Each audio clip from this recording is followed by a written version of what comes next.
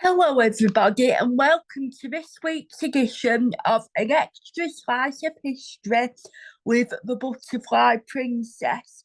This week, we are continuing our mini-series within a series where I'm telling you and exploring with you the seven wonders of the ancient world. This week, we're discussing our fifth episode in the series of, and the ancient wonder of the world I'm telling you about this week is the Temple of Artemis at Ephesus. Now, to start off with, I'm going to tell you about where this temple of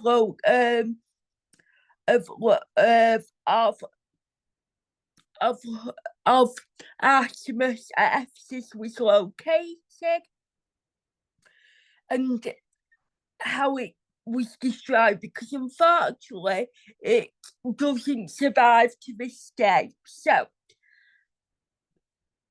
obviously it's called the Temple of Artemis at Ephesus, and this was located on the western coast of what was known in ancient times as Ancient Minor. Today, Ancient Minor, what was known as Ancient Minor in the ancient world is what we now know of in the modern world as Turkey, which is a country that is both part of the continent of Asia and also the continent of Europe. It's the only country in the world that spreads across two continents. This temple was dedicated to Artemis, was built in the 6th century BCE, and it was due to its tremendous size, and it was double the dimensions of the Greek temples, including both the Parthenon, that, as I explained last week, was built in honour of the Greek goddess of war Athena. That it was, and this was how it regained its reputation and became known as one of the ancient wonders of the seven. Became one of the seven wonders of the ancient world. Now, as I said earlier,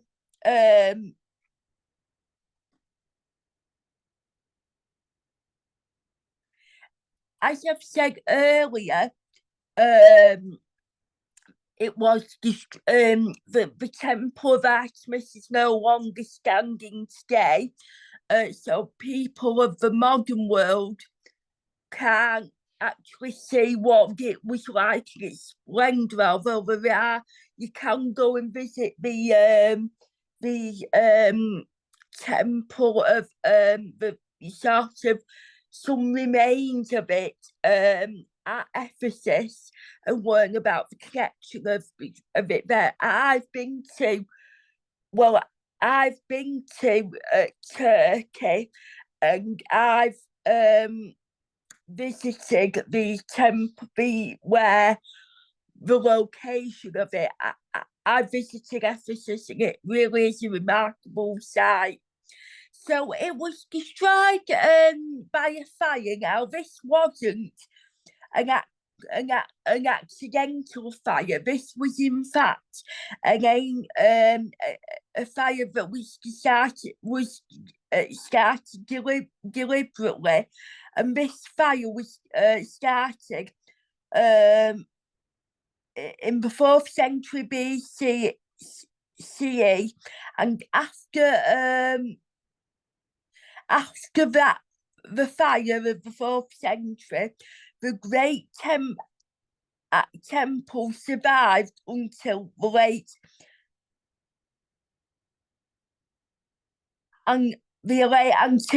antiquity period and the Gothic invasion that took place in 267 CE. Once again, it was once again rebuilt in the year 401 CE, and it was finally destroyed for the last time by a Christian mob. Um, of Like I mentioned before, you can still visit the location of the Temple of Artemis at Ephesus, but the only thing that remains today are the foundations and the solitary column that remain on the site.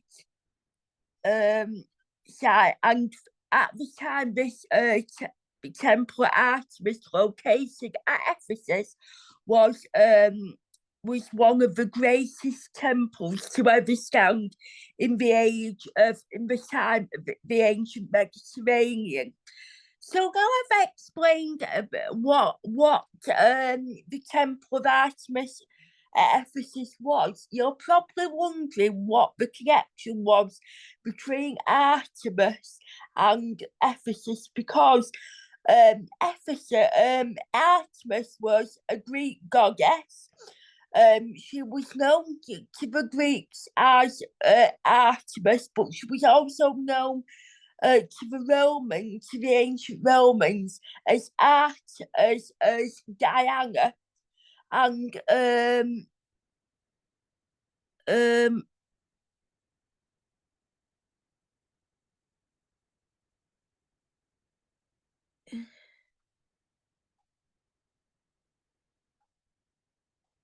she was the goddess of chastity, hunting wild animals, forest childbirth, and fertility. So she was a very important deity to both to the inhabitants of Ephesus, who were known as Ephesians.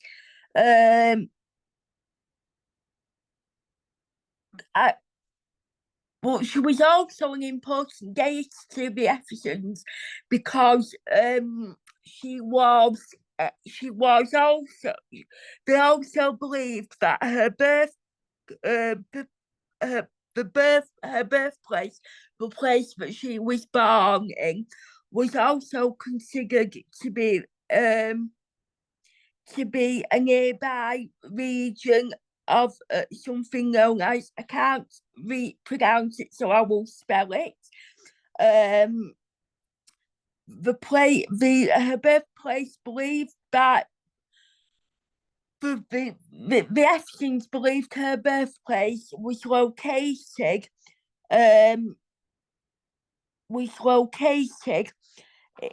in a place nearby a town called known as Oscar Romeo Tango Yankee Golf India Alpha. However, other people of the ancient world didn't share this view, particularly other ancient Greeks. According to them, her birthplace was located near the city of Delos. And also, what is the connection of Ephesus? Because Ephesus wasn't a part of the Greek world, but it was in fact in the ancient world a Greek colony, even though it's located in Turkey today. In the ancient world, it was actually a Greek colony that was located on the eastern coast of Asia Minor, and this settlement that became a Greek colony, which is founded in modern day Turkey today, was founded in the 8th century BCE. Um,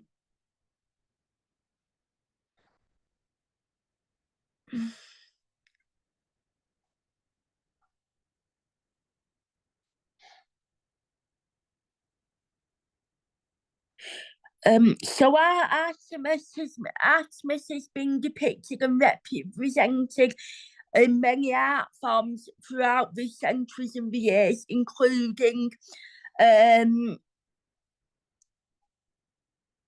including in the mistress of the animals. Um, and she's also, like I said, been depicted in many forms of artwork and statues. Um, um, and these statues that survive to this day, that have been discovered by archaeologists, have been covered in many eggs. This, these eggs sort of act as a very symbolic meaning because they are connected to her being playing the role of a goddess of fertility and childbirth. So, like, we know that children are come from, uh, you know, female egg that females produce every month. Um,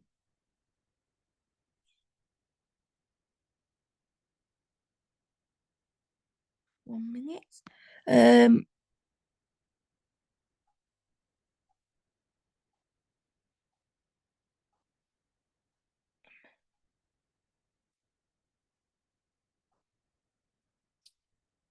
so Ephesus, which is now located in modern day Turkey, had a very thunderous and up and down relationship with the neighbouring kingdom of Lydia. And because of this, thunderous and sort of fiery relationship, the city of Ephesus did resist many attacks from the neighbouring kingdom of Lydia. But having said that, on the other hand, they did. Um, on the other hand, they did adapt many cultural elements that were adopted by the inhabitants of the Lydian kingdom.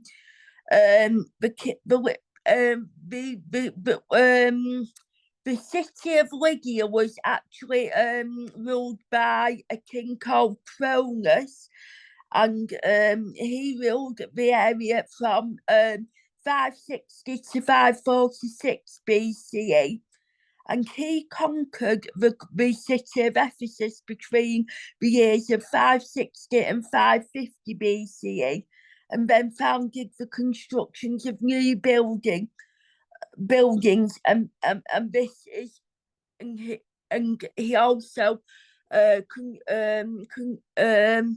he also funded the construction of the Artemis Temple.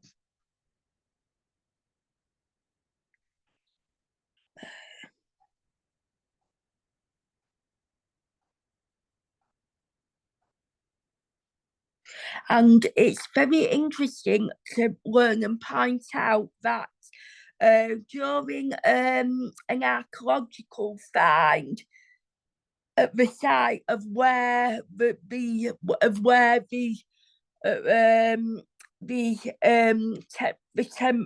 Temple of Artemis was built at Ephesus, archaeologists did find a description, and this description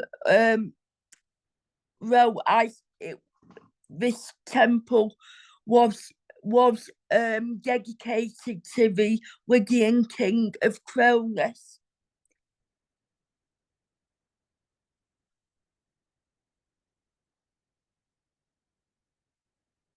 According to According to an ancient Greek historian by the name of Herodotus, there were many different examples and depictions of several versions of the temple of this temple over the centuries. And according to Herodotus,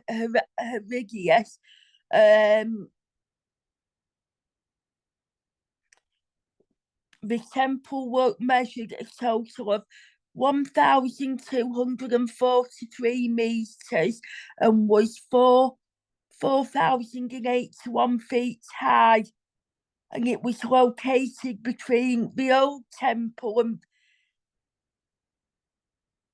and the city in a desperate, and it turned out to fruitful hope of their dedication would should have the entire city to Artemis.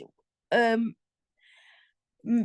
they believed that if they honoured this temple and, you know, offered daily rituals and dedications, they would that in turn they would then be saved from various Lydian attempts to invade the city, but unfortunately this didn't come to fruition because the Lydians on many occasions did try to conquer the city of Ephesus.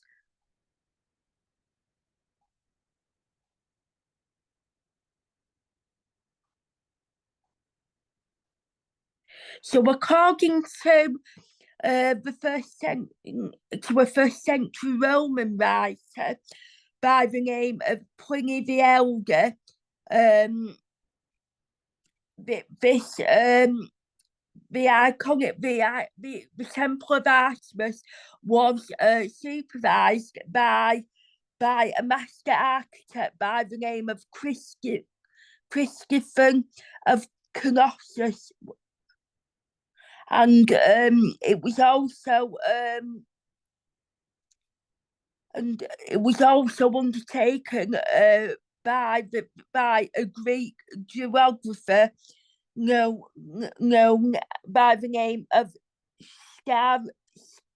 Strabo, who was a Greek geographer. And according to Pliny the Elder, both Christopher and his son Magnatinus should both receive credit for the architecture of the statue of Artemis at Ephesus.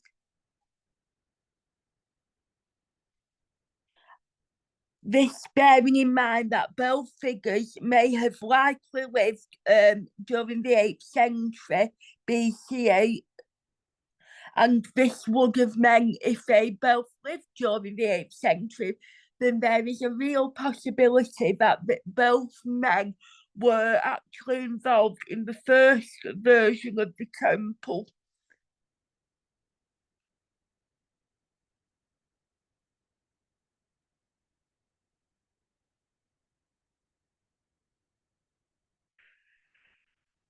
So work on the marble temple began in the year of 550 BCE, and this marble temple would take many years to complete. In actual fact, it would take a grand total of 120 years for them to complete this grand, magnificent marble temple. And like many of temples that were built in the ancient world, they were built in honor with the aim of honoring Greek gods and goddesses, and the Temple of Artemis was no exception. It was built purely to honor the Greek goddess of Artemis. who, like I said, was the Greek goddess of childbirth, fertility, animals, and so forth. Um, it was also located in the ancient Greek city and the capital city of modern day Greece, which is the city of Athens. Um,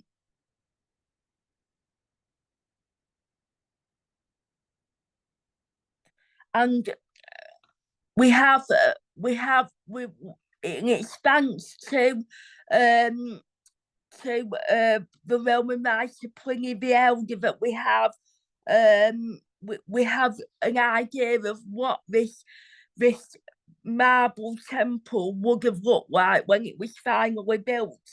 Um, because according to Pliny the Elder, who wrote in his book The Natural, which was entitled Natural History, the marble temple actually measured 129.5 meters and 425 feet in length, and was 68 by 6 meters, 225 feet wide, almost double the size of the 5th century Parthenon at Athens.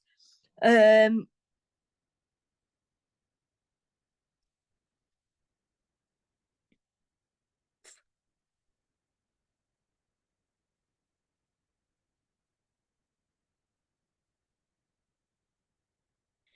And unlike other temples, like we discussed the temple, the statue of Zeus last week.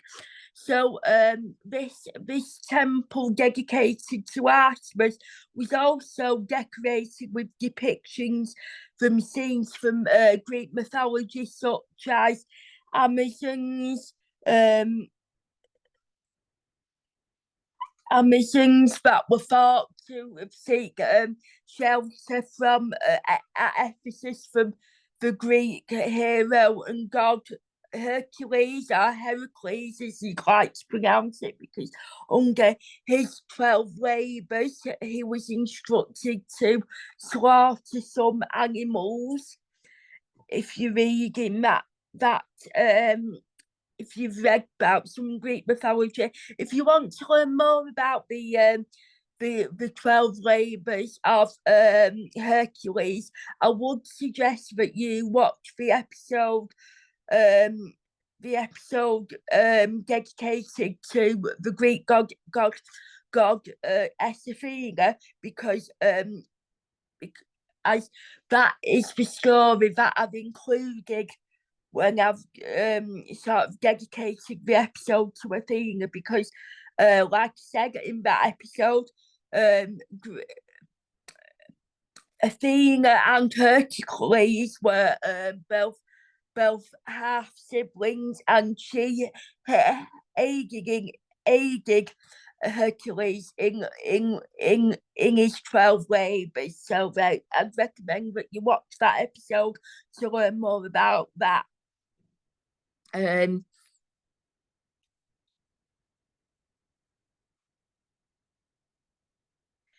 the blocks used by the architects were believed to have weighed around 24 tons each.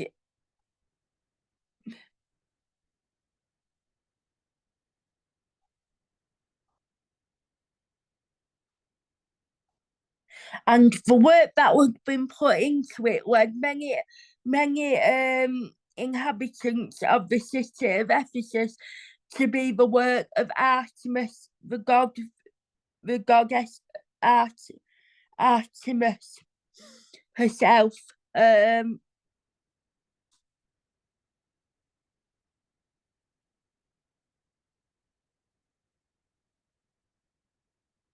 and the actual statue of Artemis um, was actually made of a material known as cedar wood.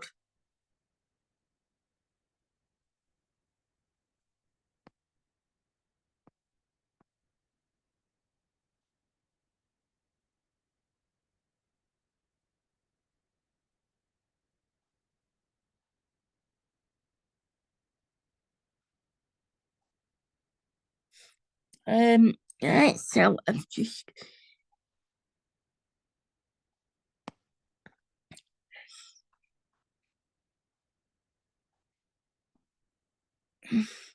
and I'd just like to tell you a bit about some of the Temple of Artemis as it Ephesus as it moved on from being under the leadership of various other tribes. So it survived into the Roman times. It actually was um still a very important city, so much so that Romans made it the capital of the Roman province of Asia, um, and they made this possible after the year of 129 BC. However, the prosperity of the city of Ephesus brought unwanted attention, um, and this meant that the temple was destroyed yet again, and and, and was plundered by the Goths. That happened during the invasion of the Assyrians. As I've discussed in various other episodes, many of these temples were subject to grave to robbery and plunder, like we've discussed in like the um um the the Egyptian temples that were built by the pharaohs. They were plundered by grave robbers and so forth, and this was no and the temples of the Greek world were no exception to this either, which was quite of a shame. Um,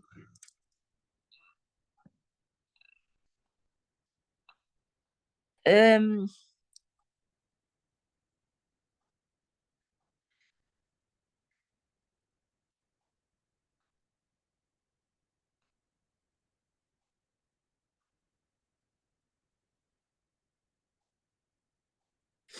so, like I mentioned in the introduction, it was finally destroyed for good by a Christian mob, and this was encouraged by a Roman emperor by the name of Theodosius,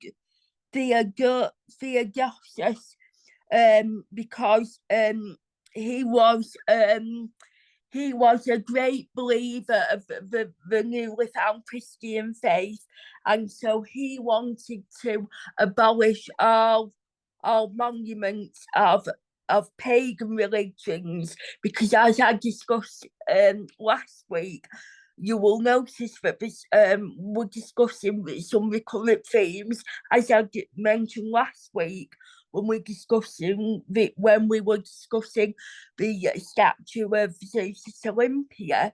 Um, um, Many people of the ancient world followed pagan religions, so this means that they followed polytheistic pagan religions. So they worshipped many gods and goddesses and deities, but as the new Christian faith came to the forefront and sort of replaced pagan religions. Um, these pagan religions and relics and monuments were destroyed because the Christian faith sort of wanted followers to believe and worship in one God, in a monotheistic God. So that was the belief and worship in one God only, not many gods. Um,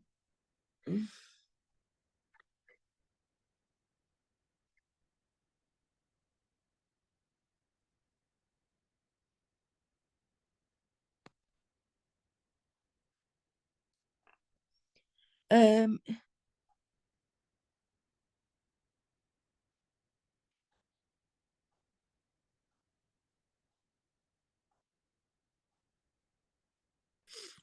and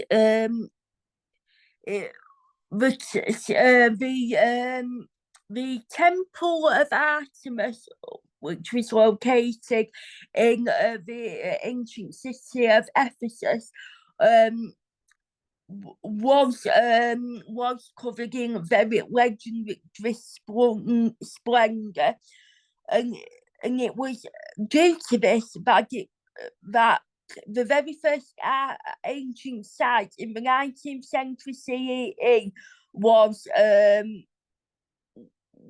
was um,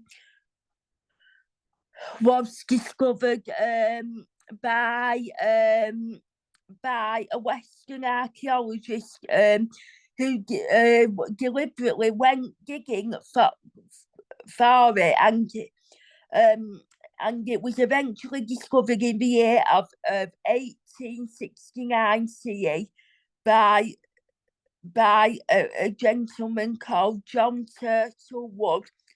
And shortly after that, excavations soon began under the British Museum in London, and this is how they discovered several important artifacts, such as the fine marble figures of Artemis during the 1st century and 2nd century BC. CE. The remains of the Great Temple were also found, and during another series of excavations from 1904 CE, more details were revealed.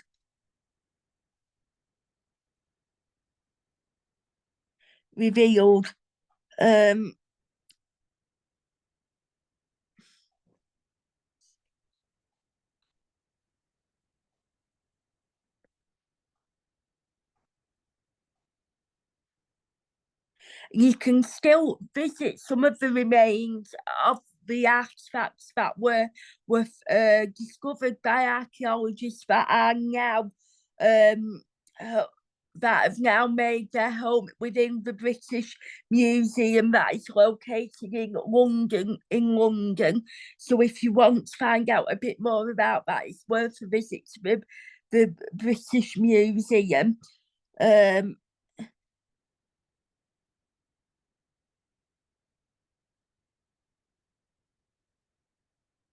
So that concludes this week's edition of the Butterfly of an Extra Slice of history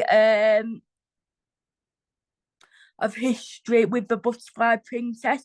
Hope you can join me for next week's episode, the penultimate episode where in the mini series, where I will be telling you about the 6th ancient wonder of the world, which is the mausoleum at Helicarnassus. So I hope you can join me for that one. Until then, have a lovely rest of your week, and I will see you again very soon. Bye for now.